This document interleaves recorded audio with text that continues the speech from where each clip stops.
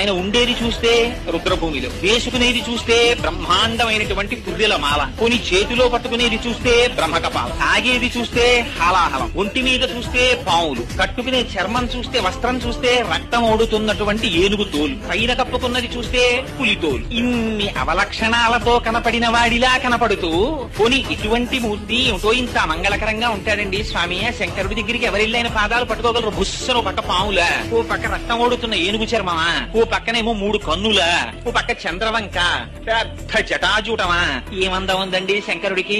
అదే మా స్వామి శ్రీ మహావిష్ణువు. మేఘశ్యామం పీతకౌసేయ వాసం శ్రీవత్సాంకం కౌస్తుభోద్భాసితాంగం పుణ్యోపేతం పుండరీకాయతాక్షం విష్ణుం వందే సర్వలోకైకనాథం. అంత అందగాడు కదా.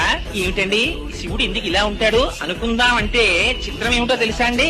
ఆ శంకరుడి అందం చూసి ముచ్చట పడిపోయి పూజ చేసిన వాడు మొట్టమొదటి అసలు శ్రీ మహావిష్ణువు. ఎంత పూజ చేశాడంటే ఆయన సామాన్యమైన పూజ కాదు. కళహస్తీశ్వర శతకంలో దూర్చిటి దిప్పి పొడిచాడు. ఇవన్నీ ఏనుగుతోలు దుప్పటము బువ్వా కాలకూటంబు చేగిన్నే బ్రహ్మకపాలము క్రమగు భోగే కంఠహారంబు నిన్నీలాగున నుండియుం తెలిసియుం నీపాద మూలంబునం చేర్చం నారాయణుడిట్లు నారసమునం శ్రీకాళహస్తీశ్వర. ఏమిటో స్వామి నువ్వు చూస్తే ఈ ఏనుగుతోలు కప్పుకుని బ్రహ్మకపాలం పట్టుకుని హలాహలం తాగుతూ ఇలా ఉన్నట్టుంటావు. అంత అంతగాడిగా కనపడే శ్రీ మహావిష్ణువు చూస్తే నీ పాదాల దగ్గర కూర్చుని ఇంత పూజ చేసి నీలో సగభాగాన్ని పొందాడు. పార్వతీదేవి కన్నా కూడా ముందు పరమశివుడిలో ఉన్నటువంటి సగభాగాన్ని పొందినటువంటి వాడు శ్రీమన్నారాయణుడు. అందుకనే హరిహరమూర్తి అని ఒక మూర్తి.